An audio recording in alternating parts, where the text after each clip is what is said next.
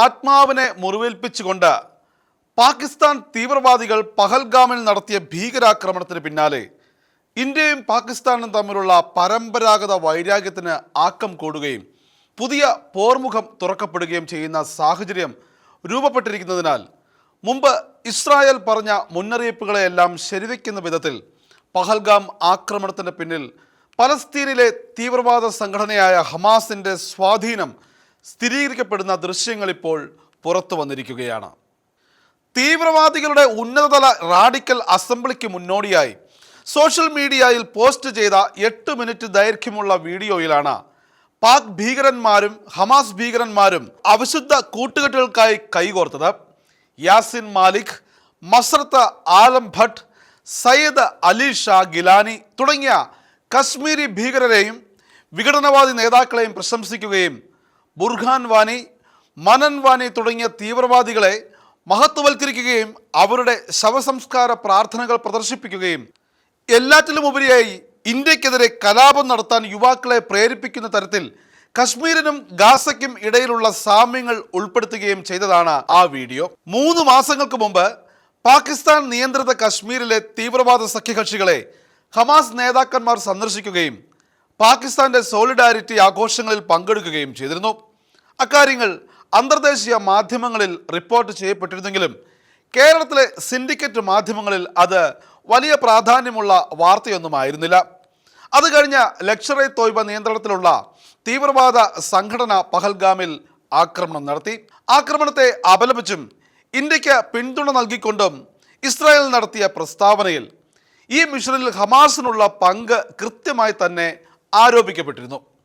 ഏറ്റവും ഒടുവിൽ ഇപ്പോഴിതാ ഹമാസിൻ്റെ പങ്ക് കൂടുതൽ സ്ഥിരീകരിക്കപ്പെട്ടിരിക്കുകയാണ്. ഇറാൻ ആസ്ഥാനമായുള്ള ഹമാസ് പ്രതിനിധി ഡോക്ടർ ഖാലിദ് അൽ ഖദൂമി പാകിസ്ഥാൻ ഭീകരരുമായി യോഗം നടത്തുകയും യോഗത്തിൽ വെച്ച് ഇന്ത്യക്കെതിരെ ഭീഷണികൾ ഉയർത്തുകയും ചെയ്തതിൻ്റെ വിശദാംശങ്ങളാണ് ഇപ്പോൾ പുറത്തു വന്നിരിക്കുന്നത്. പഹൽഗാം ഭീകരാക്രമണത്തെ തുടർന്ന് ഇന്ത്യയുടെ രഹസ്യാന്വേഷണ ഉദ്യോഗസ്ഥർ സമാഹരിച്ച വിവരങ്ങളുടെ അടിസ്ഥാനത്തിലാണ് മാധ്യമങ്ങൾ ഇപ്പോൾ ഈ റിപ്പോർട്ട് പുറത്തുവിട്ടിരിക്കുന്നത്. പാകിസ്ഥാൻ എന്ന ഭീകരരാഷ്ട്രത്തിൻ്റെ ശക്തമായ പിന്തുണയോടെ പ്രവർത്തിക്കുന്ന ലഷ്കർ-ഇ തോയ്ബ, ജയ്ഷെ മുഹമ്മദ് എന്നീ ഭീകര സംഘടനകളും ഈജിപ്ഷ്യൻ തീവ്രവാദ സംഘടനയായ മുസ്ലിം ബ്രദർഹുഡിൻ്റെ കൊലയാളി വിഭാഗമായ ഹമാസും തമ്മിലുള്ള ബാന്ധവങ്ങൾ വർദ്ധിച്ചു വരുന്നതിൻ്റെ ശക്തമായ തെളിവുകളാണ് ഈ റിപ്പോർട്ടിൽ പ്രസക്തമായി ചൂണ്ടിക്കാണിച്ചിരിക്കുന്നത്. ഫെബ്രുവരിയിൽ പാക് അധീന കാശ്മീരിൽ നടന്ന റാലിയിലാണ് ഖുദൂമി അടക്കമുള്ള ഹമാസ് ഭീകരന്മാർ പാക് ഭീകരന്മാരുമായി ചേർന്ന് ഇന്ത്യയെ ശത്രുപക്ഷത്ത് നിർത്തിക്കൊണ്ടുള്ള തീവ്രവാദ ബാന്ധവം ശക്തമാക്കിയത്. പാക് കാശ്മീരിലെ ഷഹീദ് സാബിർ സ്റ്റേഡിയത്തിൽ നടന്ന സമ്മേളനത്തിൻ്റെ പേര് പോലും Kashmir solidarity and Hamas operation Al Aqsa flood conference എന്നായിരുന്നു എന്നത് വളരെ ശ്രദ്ധേയമായ കാര്യമാണ്. ജമ്മു കാശ്മീരിനെ ഇന്ത്യയിൽ നിന്ന് പറിച്ചെടുക്കപ്പെടുമെന്നൊക്കെയുള്ള ആക്രോശം കൊണ്ടായിരുന്നു ജയ്ഷെ മുഹമ്മദ് തീവ്രവാദികൾ ഈ സമ്മേളനത്തിൽ പ്രസംഗിച്ചത്. 100ഓളം ആഗോള ഇസ്ലാമിക ഭീകരന്മാർ ഈ സമ്മേളനത്തിൽ പങ്കെടുത്തുവെന്നാണ് പുറത്തുവരുന്ന റിപ്പോർട്ടുകൾ.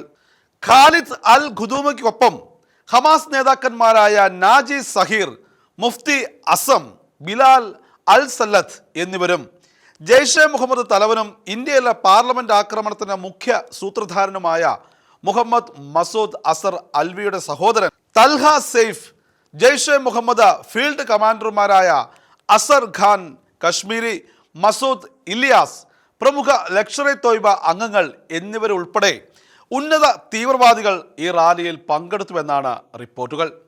ഹമാസും പാകിസ്ഥാനും തമ്മിലുള്ള അവിശുദ്ധ ബാന്ധവത്തിന് ചുക്കാൻ പിടിച്ചത് ഖുദൂമിയാണെന്നാണ് റിപ്പോർട്ടുകൾ വ്യക്തമാക്കിയിരിക്കുന്നത്.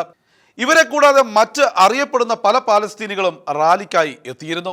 ഇവരിൽ പലരും ഇസ്രായേൽ ആക്രമണത്തിൽ തകർന്ന തരിപ്പണമായി പോയ പലസ്തീനിൽ ഭിക്ഷാദേഹികളായി നിന്നുകൊണ്ട് ഇന്ത്യയുടെ പുനരുദ്ധാന പാക്കേജുകളുടെയും സഹായങ്ങളുടെയും പിൻബലത്തിൽ ജീവിക്കുന്നവരാണ് എന്നതാണ് ഏറ്റവും കൗതുകകരമായ ഒരു വസ്തുത.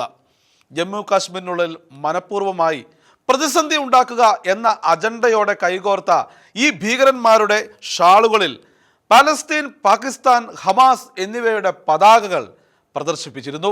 പഹൽഗാം ആക്രമണത്തിന് ശേഷം ഇന്ത്യയിലെ ഇസ്രായേൽ അംബാസഡർ റുവാൻ അസറാണ് ഹമാസ് ഇസ്രായേലിൽ നടത്തിയ ആക്രമണത്തിൻ്റെയും പഹൽഗാമിലെ ആക്രമണത്തിൻ്റെയും സാമ്യങ്ങൾ ചൂണ്ടിക്കാണിച്ചുകൊണ്ട് ഹമാസിൻ്റെ സാന്നിധ്യം സന്ദേഹിച്ചത്.